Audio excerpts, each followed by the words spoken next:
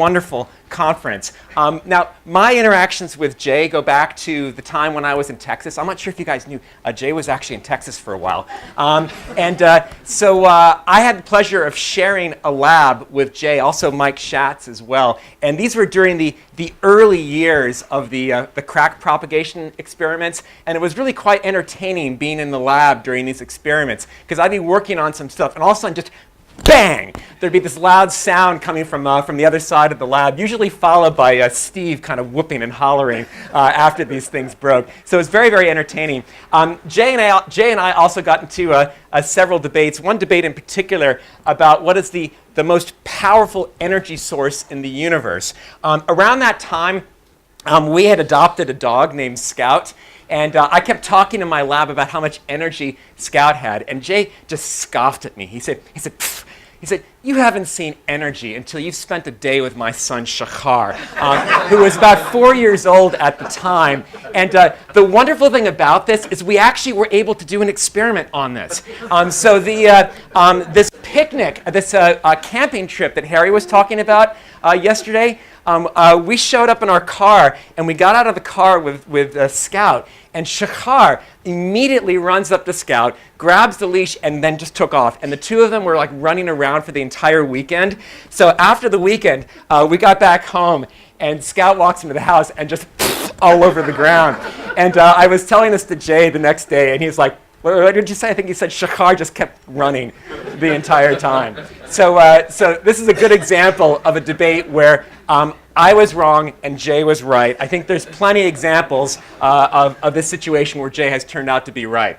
Now, I'm not going to talk about any sort of crack propagation or fracture or earthquakes. This is not only a fluid experiment, but it's a kinematic experiment. We have been studying fluid mixing for a long, long time. And recently, our interest has been on understanding how mixing affects processes, dynamical processes occurring in fluid flows. And in particular, we're interested in the propagation of reaction fronts and also the motion of active tracers, basically bacteria. And I need to mention here, by the way, you'll see in the thing it says Tom Solomon et al. All the experiments I'm going to show you were done by dozens of undergraduate students at Bucknell University who just have done absolutely beautiful work.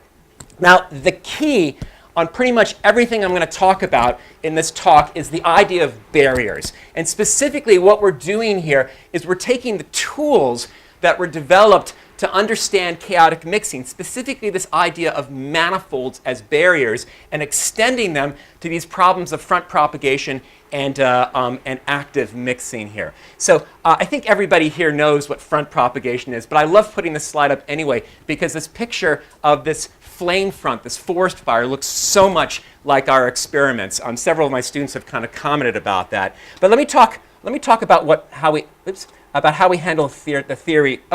So first question. So the main question for, I'd say the first 2/3 of the talk is this question about how are propagating reaction fronts affected by fluid mixing. And there's lots of important applications. Certainly microfluidic devices, when you're dealing with small Reynolds numbers, you want to understand how a reaction actually occurs in a creeping flow. Also potentially spreading of diseases, even things like algae blooms in the oceans, lots of applications of this stuff. So the theory, the way we understand this, is we imagine taking a reaction front, which is basically the line between the green and the white in this case, and then we pick a small fluid element, a small element of that reaction front, and we denote it by its x and y coordinates and also by the angle that it makes with the horizontal. Now, there are three things that can happen to a little front element on a reaction front. It can get carried by the fluid flow.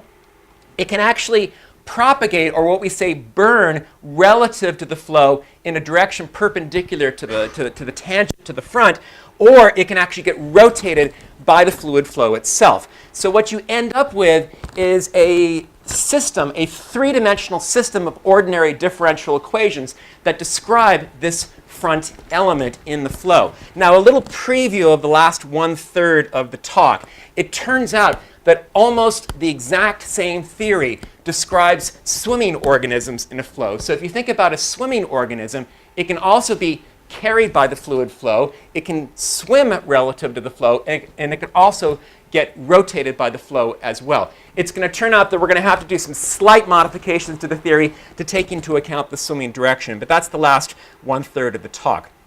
So here's what happens when you take this three-dimensional phase space and project it back down into 2 dimensions. The top image here is forgetting about reaction fronts. We're just looking at passive mixing. So we can identify basically fixed points at the corners of 2 adjacent vortices, and then there's a manifold between those 2 fixed points. It's basically, this is for a time-independent flow chain of vortices. We have basically this unstable manifold of the bottom fixed point, or it's also the stable manifold of the top fixed point. And it basically isolates mixing in one vortex from another. Now imagine that we have a reaction in here that we can trigger. And so what we're going to do is we're going to trigger the reaction right at that fixed point at the bottom. And of course, it can stream away in the unstable direction.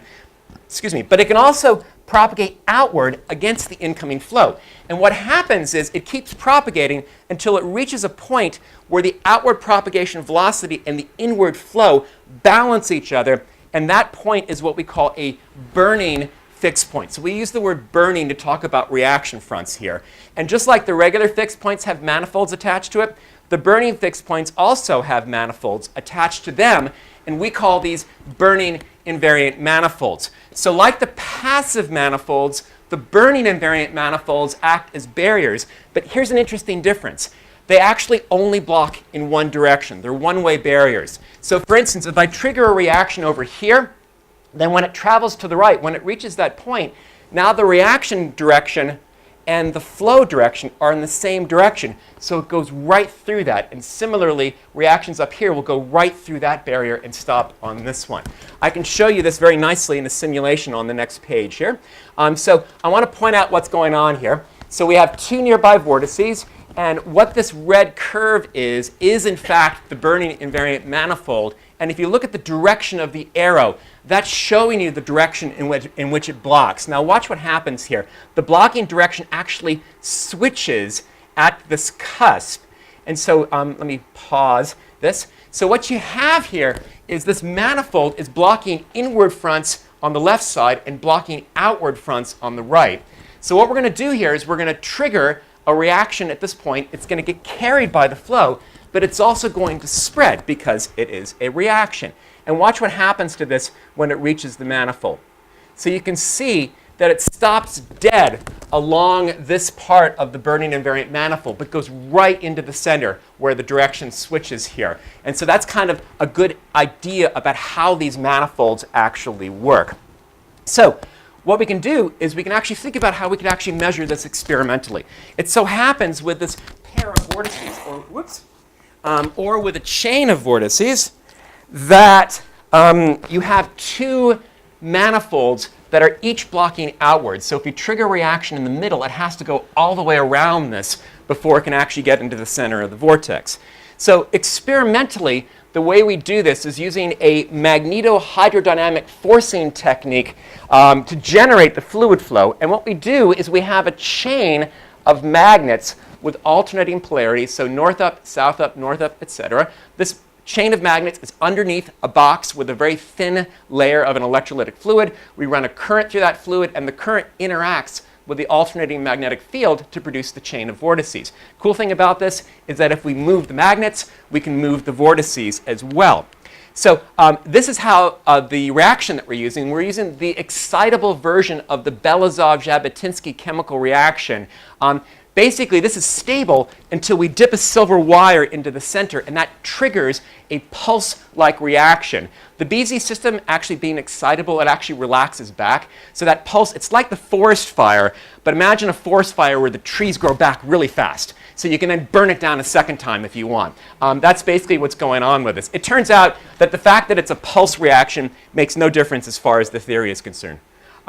So here's what we do in the experiment. We trigger the reaction up at the fixed point at the top, and you can see that there are these kind of barriers exactly as the theory predicted. This is actually easier to do the comparison. Basically, we have the same sort of behavior in the experiment as we see in the theory. So this idea of these barriers for the reaction fronts. But I'm not going to ask you to believe the entire theory based on this one picture. We have tried this for a range of fluid flows. Here's an example of a spatially disordered system that a student, Dylan Bartel, studied. Basically, what he did is it's the same sort of forcing technique, but now we take a random pattern of magnets underneath the box, run a current through it. This is the velocity field that you get. It's actually spatially disordered, but time independent. And if we zoom in that region in the bottom, that gives us a part where we can actually trigger and look for some of these barriers. And here's what Dylan found. So on one day, he triggered a reaction. The outside looks like this, then later still. And what he found is that the reaction was clearly piling up along these two curves here, and it had to go all the way around to get back there. And that is what Dylan identified as these two barriers. But if these things are Bernoulli invariant manifolds, they should be one-way barriers. So what that means is that if we trigger a reaction up here, it should go right through the first one and stop on the second. If we trigger a reaction on the bottom, it should go right through this one and stop on the second. And that's what Dylan actually tried. And you can see the results here. It's exactly what we expected. So the one on the left goes right through the first one, blocks on the second. This one here goes right through the first one, blocks on the second. So these things are behaving exactly as we would expect for these Bernoulli invariant manifolds. Now what Dylan did, and I love this movie here, he went ahead and zoomed back on the entire thing and actually mapped out where all these barriers are. So the red curves are all things that block downward propagating fronts. The green ones block upward propagating fronts, and this is going to recycle again. And when it does that, I want you to watch what happens when it comes near one of these red curves. So it goes all the way around it. Here's another one there. These things are acting like impenetrable barriers, even though there's actually nothing there in the flow except for regions of vorticity. So we are making the argument that this is kind of the first step towards developing a comprehensive theory about how fronts propagate in fluid flows. This is like the skeleton for the front propagation process. Now I want to show you some more stuff. These are some other experiments we've done in 2 dimensions. This is some work done by Savannah Gowan where she was looking at reaction fronts in a moving vortex. And basically what she did is she did some experiments with basically different speeds at which the vortex is moving and then simulated the Bernoulli invariant manifold for the same flow and found a good similarity in the structure. And then here's another experiment done by Katie Lilienthal where she was actually looking at reaction fronts in a 2-dimensional array of vortices, but these vortices are actually moving through the flow. And so this moving on the left is basically Katie drawing a line of a reaction front and then moving the vortices through. The one on the right is the same thing, but now we're in the reference frame of the vortices. And in that reference frame, it's like having stationary vortices and an imposed wind going downward, and you end up with a stationary pattern. Our argument is the reason you get that stationary pattern is because of Bernoulli invariant manifolds. And so we simulated that, and we found that the patterns that we got were exactly reproduced by these Bernoulli invariant manifolds. So this theory works, and it works very well in 2-dimensional fluid flows. So, I want to mention the time-dependent case because Laurette's just been talking about all these locking cases in Faraday waves. We actually see mode locking in these experiments as well. So now we're talking about a situation where the vortices are actually oscillating periodically back and forth. And what happens is the front actually locks to that frequency where what will happen is the front will move an integer number of vortex pairs in an integer number of drive periods. So here's an experiment showing basically 1-1 mode locking. It goes one vortex pair every period, and this is the simulation of the same thing. And we've actually measured these things. So if you measure the non-dimensional front propagation speed versus the non-dimensional frequency, you find that it lines up beautifully with what's predicted for mode locking. And we can also map out the Arnold tongues for this case. And in fact, Dan was asking earlier about overlapping. And in fact, in this case, the tongues actually do overlap. You get some regions here where it actually alternates between the different kind of mode locking behavior. So the question is, how do you explain that? It turns out this is a very quick kind of touchy-feely sort of explanation. But it turns out that the burning invariant manifold theory can explain this. What's happening is now, since it's time periodic, the manifolds themselves are actually undulating periodically. And so the reaction front just follows the manifolds down the chain. So it's locked because the manifolds themselves repeat periodically in both time and space. Now, currently, we are extending these experiments to three-dimensional fluid flows because, of course, a lot of real systems, the front propagation is happening in a three-dimensional fluid system here. So what do we expect? So now our fixed points in the flow have three directions of stability. So this is an example here where you have two stable directions and one unstable direction. If you trigger a reaction front at that fixed point, it's going to stream out in the unstable direction, but it can also propagate outward against the incoming stable directions. And our expectation is, in that case, we'll get tube-like barriers where the reaction, if it's inside, can't get out, but if it's on the outside, it can penetrate into those tubes. Whereas if you have a fixed point with two unstable directions and one stable direction, again, trigger a reaction at this point, it streams out in both of the unstable directions, but can also propagate upward and downward against the stable direction. The expectation is that we'll get sheet-like barriers. Again, one-way barriers.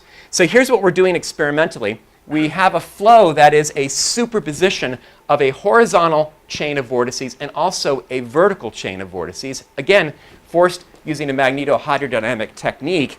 And then to image the fronts, we take advantage of the fact that the ruthenium indicator fluoresces everywhere except where the reaction front is. So we basically take a high-power laser diode near UV, basically bounce it off some mirrors. A horizontal mirror, basically we scan a sheet, take an image from the top with a camera, and then change the height until we get a stack of 50 images. And from that, we can get the three-dimensional structure. So here's what one of these images looks like. So this is a reaction front propagating in 3 dimensions. And what I hope you're seeing is some barriers are forming here, this arch-like structure as well. There's clearly some structures where the reaction front stops and does not penetrate through those structures. So naturally, what we've done is we've extended the burning invariant manifold theory to 3 dimensions. And we find that we can understand these structures, basically get a scroll, like a sheet-like structure, that matches up with a 3-dimensional BIM. And this arch-like structure, it's actually one of those tubes. But since it's at the boundary, it's actually a quarter of the tube. It's sliced on the top and on the sides. So finishing off the first 2/3 of the talk, basically the key result is that these manifolds, these burning invariant manifolds, act for reaction fronts like regular manifolds act as passive transport barriers, except that these things are one-way barriers, and they seem to be quite prevalent. How much time do I have? Almost 10 minutes. Oh, great. OK, I got plenty of time then. Any questions here before I go on to the swimmers? OK, let's talk about the swimmers. One of the cool things about this is that, so this question number 2 is how do fluid flows affect the motion of self-propelled or active tracers? You might think at first glance that this is a very different problem. But the cool thing about it is that it turns out that it's not different at all. There's actually a lot of similarities between what's going on here. And in particular, by the way, I also want to mention there's been some beautiful work done by some other groups. We're not the first group to be thinking about how do swimmers move when you impose a fluid flow on them. The difference, though, is that a lot of the previous studies deal with what we call an Eulerian approach, where they're looking at local shear rather than a Lagrangian approach that really looks at how long-term mixing kind of affects the process here. So this is the theory, and it's very similar to what we talked about with the reaction fronts. As I mentioned before, if you think about a swimmer in the flow, it's like a reaction front because it can move relative to the fluid. The difference here is that we have to take into account the swimming direction and the shape of the swimming organism. So we have this parameter alpha, which is basically related to the aspect ratio of the organism. And so this alpha equals -1 would correspond to a very thin swimmer swimming perpendicular to its semi-major axis. A swimmer in that case, the theory is absolutely 100% identical to the propagating reaction front case, except that swimmers don't do that. Swimmers don't do that. It's more common for them to have an alpha closer to 1, and in particular the bacteria that we're using are closer to this case than in that case. There are some slight modifications that you need to make to the theory to take that into account, but the same basic approach works. So the first system that we're looking at, and by the way, V0 is what? The speed imposed by the self-propelling? let me see, back on the previous slide here. V0, yes. So this is imposed by the self-propelling? Yes, and that, actually I should have defined that here. That's actually what that V0 is, the little V0, it's actually the swimming speed in the absence of a flow divided by the characteristic flow velocity. So it's a non-dimensional swimming speed. Yes, yes. Other questions? Okay, so we're looking at this in the simplest case right now, basically a hyperbolic flow coming in the horizontal and out on the vertical. And so here's the basic idea. So if you're thinking about a hyperbolic flow, we have a stable manifold on the horizontal, unstable manifold on the vertical. If we now imagine the fixed point in the middle and now put some swimming organisms here, of course, the swimming organism can easily swim away on the unstable direction, but just like the reaction front, it can also swim against the incoming flow until it reaches a point where the swimming speed and the flow speed balance. And this is what we're now going to call swimming fixed points instead of burning fixed points. You also have swimming fixed points on the unstable manifolds for swimmers swimming inward towards the fixed point. Now here's the thing. Of course we're going to have manifolds attached to these swimming fixed points, but now the manifolds are basically two-dimensional sheets. And so what we do is on that two-dimensional sheet, remember this is x, y, and theta, so it's a three-dimensional phase space. What we do is we look at the most unstable curve on the two-dimensional sheet, project it back down into 2 dimensions, and that's what we call the strong swim. Basically what that is an attracting curve. And then similarly, we can also project down the least unstable direction. It's still unstable, and that's what we refer to as the weak swim. And the basic gist here is that the strong swim is an attracting surface. The weak swim is an actual barrier that the swimmers can't go through. Now, I want to emphasize let me show you the simulations on this. This is a very simple simulation. If we have V0, this parameter that Sergio was asking about, if the swimmer speed is 0, well then it's just going to follow the passive manifold, the separatrix, straight up. Whereas if we now give it a swimming speed, you can see what happens here is that it actually swims outward. We actually have it directed outward. It swims outward until it hits that swimming fixed point and then gets deflected here. And that's actually basically mapping out this part of the swimming invariant manifold. Now, 5 minutes? Perfect. The experiments that we're doing right now, I need to emphasize, these are very preliminary. We're just starting these experiments right now. And if anybody's interested, I can tell you all the flaws in the current experiments that we're doing right now that we're working on improving. But one of the things I want to show you is the bacteria that we're using. So this is Bacillus subtilis. In its wild type form, you can see that its swimming direction changes periodically. So it does kind of a run and tumble motion. Whereas if you have some genetically mutated ones, they can actually make smooth swimming versions where their ability to change their swimming direction has been genetically mutated out of them. It turns out that the smooth swimmers are the ones that match up beautifully with the theory.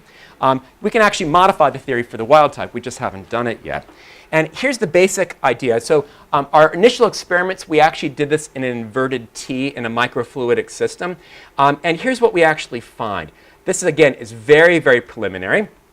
And the basic gist here is the blue curve shows you the passive manifold for tracers that aren't swimming. They would basically move right up along that line there. And what we're doing is we're introducing the swimmers from the right-hand side. And you can see that they actually pass the passive manifold and then continue on and get stopped by this red curve, which we believe is basically that strong swim I was telling you about before. Now, having said that, this is very, very preliminary.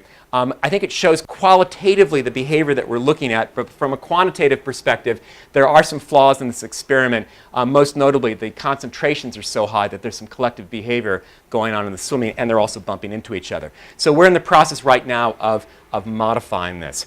So the summary of the last third of the talk is that presumably we have these same sort of barrier-like structures for bacteria motion as we have for the reaction fronts as well.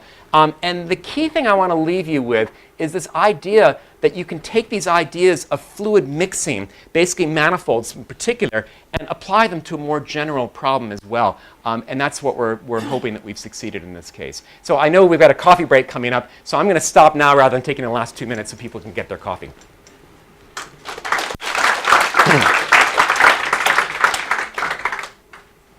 Question of timescales. Yes. Okay, in the reaction fronts, the flow was stationary. It was unaffected by the reaction.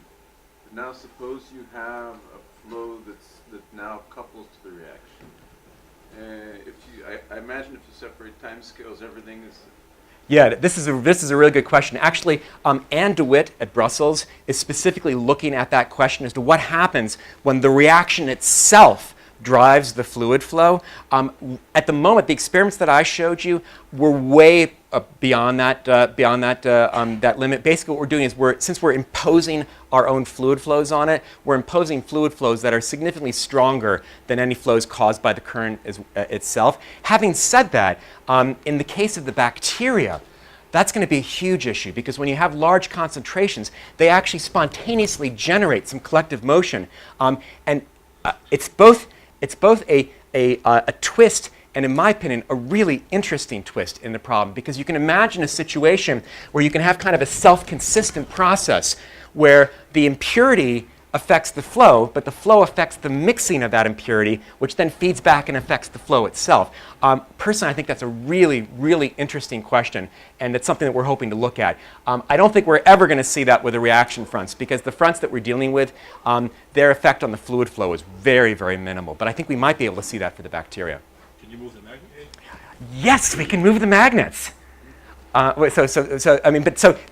So as far as moving the magnets are concerned, again, we can do that to impose time dependence on there. By the way, this is a very rich system. So this is something that actually we are planning on doing that for the bacteria as well. So Ben, so when you showed the theory slide for the swimmers, Yeah. and the various barriers, do you mind putting it back up? Yeah. As you went okay. So it occurred to me that This. yeah, exactly. This actually is a reasonably good model for how one should or should not swim with regard to riptides. Yeah. By the way, your question is this is actually something that Igor Mezich has actually looked at. He isn't talking about swimming in terms of riptides, but Igor Mezich has actually written a paper about how boats should be oriented in themselves. It's a similar problem, except instead of saving somebody's life, you're trying to save energy. But it's a similar situation where you can actually use these ideas to try to figure out the most efficient way to steer your boat. My collaborator, Kevin Mitchell, he's also arguing, he's trying to make the argument that if you understand how these barriers kind of work, it's not just a question of riptides or efficient use of energy in boats, but you could also imagine if you have some sort of